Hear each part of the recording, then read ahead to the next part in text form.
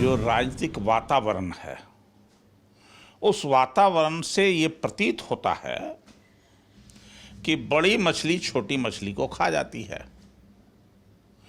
उसी क्रम में भारतीय जनता पार्टी उपेंद्र कुशवाहा जैसी पार्टियों को निगलने के प्रक्रिया में आगे बढ़ रही है। इंडिया यहाँ एकदम इंटैक्ट और मजबूत रहने वाली है और इंडिया के अलावे कोई इस देश में नहीं रहेगा। एनडीए का वजूद ख़त्म हो जाएगी, बीजेपी का वजूद बिहार से ख़त्म हो जाएगा। जो लोगों की बातचीत है, जो अखबारों की खबर है, उसका एक विश्लेषण है ये कि ये सब लोग के ऊपर एक प्रेशर है कि तुम भाजपा के सिंबल से चुनाव लड़ो। एनडीए में नरेंद्र मोदी हैं, उस तरह के कौन हैं दावेदार? समय आवेगा, हो जाएगा, ऐसा थोड़े है। अभी चुनाव तो होने दीजिए। नीतीश कुमार हैं सर। नीतीश कुमार में क्या गड़बड़ी है? कोई गड़बड़ी है? कोई कमी है? इंडिया का पानी इतना बढ़ गया और मजबूत हो गया है कि अब नीतीश जी उसको और पक्का करने में लगे। नमस्कार, आप देख रहे हैं आरएडी न्यूज़। मैं हूं योगेश चक्रवर्ती।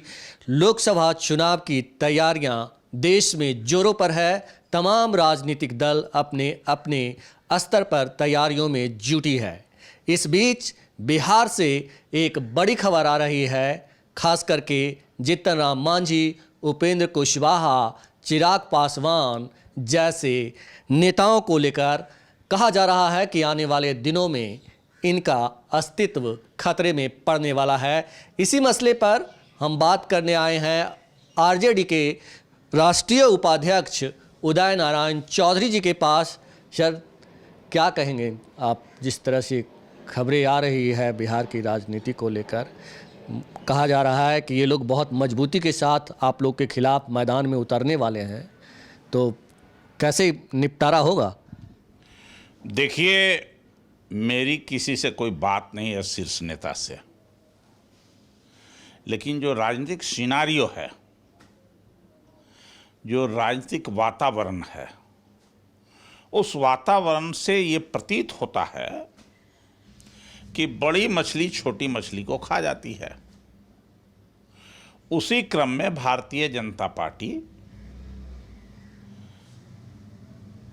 उपेंद्र कुशवाहा जैसी पार्टियों को निगलने के प्रक्रिया में आगे बढ़ रही है, ऐसा लगता है। और बिहार में और देश में पहले से ही भाजपा की नीति रही है कि छोटी पार्टियों को समटा दो,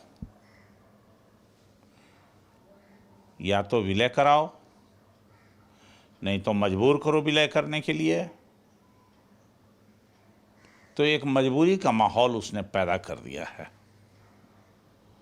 और उस मजबूरी के माहौल के कारण ऐसा लगता है कि उपेंद्र कुशवाहा जी की पार्टी हो, चाहे पारस जी की पार्टी हो या हम पार्टी के श्री जीतन राम मांझी जी की पार्टी हो, इन सब लोगों को एक भय सताने लगा है, ऐसा प्रतीत होता है। और यह सब केवल एक कारण से है भय, कि बीजेपी चाहती है कि अपनी पार्टी में इन सब लोगों का विलय करा दें हम। लेकिन सर, और ये सब लोग आगे आने वाले दिनों में जो परिस्थिति बन रही है, इस परिस्थिति में मुझे ऐसा लगता है, प्रतीत होता है कि ये लोग भाजपा के सिंबल पर ही चुनाव लड़ेंगे। लेकिन सर, यहाँ तो उल्टा दिख रहा है। जो जीतन राम मांझी जी हैं हम पार्टी के, और कुशवाहा जी हैं, पशुपति कुमार पारस हैं, चिराग छोड़ करके, ये तमाम नेता नीतीश जी को कह रहे हैं कि वो देर सवेर जो है एनडीए का हिस्सा होंगे, इसलिए कि वहाँ ये लोग असुरक्षित महसूस कर रहे हैं एनडीए में। और नीतीश जी जाएंगे तो इन लोगों को सुरक्षा थोड़ी महसूस होगी, इसलिए भय से हैं। लेकिन अब ये होने वाला नहीं है। इंडिया की शुरुआत बिहार से हुई है और बिहार में इंडिया बहुत मजबूत है, कहीं से कोई दरार नहीं है। आप सर ये किस आधार पे कह रहे हैं कि जो छोटी पार्टियां हैं जो उसको बड़ी पार्टियां जो है आने वाले दिनों में निगल जाएगी, ये आधार क्या है? कोई आधार हमसे पूछिएगा तो मैं नहीं बता सकूंगा, लेकिन जो राजनीतिक सिनारियो है, जो लोगों की बातचीत है, जो अखबारों की खबर है, उसका एक विश्लेषण है ये कि ये सब लोग के ऊपर एक प्रेशर है कि तुम भाजपा के सिंबल से चुनाव लड़ो। तो इसीलिए आप दावा कर रहे हैं कि आने वाले दिनों में जो छोटी पार्टियां जैसे हम और जो कुशवाहा की पार्टी है और इसके अलावा चिराग पासवान की पार्टी है, इस पशुपति पारस की पार्टी है, ये सब खत्म हो जाएगी। वजूद ही खत्म हो जाएगा इन लोगों का। ये सब लोग लड़ेंगे भाजपा के सिंबल से। लेकिन सर एक तरफ ये भी बात है कि एक तरफ जीतन राम मांझी न्योता दे रहे हैं नीतीश जी को, दूसरी तरफ जो है विलय को लेकर के उन्होंने जो है जेडीयू को छोड़ दिया। मुख्यमंत्री पे आरोप लगाया कि वो विलय का दबाव बना रहे थे। भाजपा के नेता के रूप में इनको आमंत्रित करेंगे आगे आने वाले दिनों में, नीतीश कुमार जी को। लेकिन नीतीश कुमार जी हिलने डुलने वाले नहीं हैं आज के तारीख में, मुझे लगता है, क्योंकि राजनीतिक इतनी दूरी तक बढ़ गई है पानी, क्या उसको इंडिया का पानी इतना बढ़ गया और मजबूत हो गया है कि अब नीतीश जी उसको और पक्का करने में लगे हैं।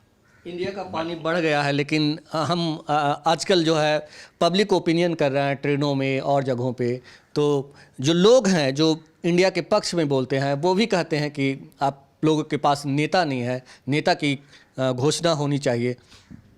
नेता का तो अभी कोई नेता तो है ही है, हम लोग के यहाँ सब नेता हैं। लालू यादव नेता हैं, तेजस्वी यादव नेता हैं, नीतीश कुमार जी नेता हैं, सब नेता ही नेता हैं। ये सब एक पर एक हैं, किसी से कोई कम है क्या? लेकिन प्रधानमंत्री के जो होता है दावेदार, क्योंकि मजबूत दावेदार जैसे एनडीए में नरेंद्र मोदी हैं, उस तरह के कौन हैं दावेदार? समय आवेगा, हो जाएगा, ऐसा थोड़े है। अभी चुनाव तो होने दीजिए। नीतीश कुमार हैं सर। नीतीश कुमार में क्या गड़बड़ी है? कोई गड़बड़ी है? कोई कमी है? एक सवाल और यहाँ सर, जिस तरह से आप दावा कर रहे हैं कि जो तमाम छोटी पार्टियां हैं जो एनडीए के साथ जुड़ी हुई है, वो आने वाले दिनों में एनडीए बीजेपी का हिस्सा हो जाएगी, बीजेपी के सिंबल से चुनाव लड़ेगी, ऐसे में उसका अस्तित्व खत्म हो जाएगा। अभी राजनीतिक बदलाव बहुत होने वाले हैं, चुनाव आ रहा है। अभी 2-3 महीने में बहुत इधर उधर, कोई इधर जाएगा, कोई उधर जाएगा, कोई भागेगा, कोई दौड़ेगा। राजनीतिक भागदौड़ बहुत तेज़ी से शुरू होने वाली है। जी। तो ये थे आरजेडी के राष्ट्रीय उपाध्यक्ष। लेकिन इसके बावजूद इंडिया यहाँ एकदम इंटैक्ट और मजबूत रहने वाली है, और इंडिया के अलावे कोई इस देश में नहीं रहेगा। एनडीए का वजूद ख़त्म हो जाएगी, बीजेपी का वजूद बिहार से ख़त्म हो जाएगा। चलिए, हमसे बात करने के लिए शुक्रिया सर। बहुत बहुत धन्यवाद। तो ये थे आरजेडी के राष्ट्रीय उपाध्यक्ष उदय नारायण चौधरी जी, जिनका साफ कहना था कि जो एनडीए गठबंधन के साथ बिहार की पार्टियां जुड़ी हुई है, वो आने वाले दिनों में अपना वजूद खोने वाली है, क्योंकि जो बीजेपी है वो उन्हें अपने पार्टी के सिंबल पर चुनाव लड़ाने वाली है, और इसको लेकर अफवाहों का बाजार भी गर्म है। अब सवाल ये है कि अभी क्या क्या उठा पटक होता है, ऊंट किस करवट बैठता है, ये देखने वाली बात होगी। योगेश चक्रवर्ती, आरएडी न्यूज़, पटना।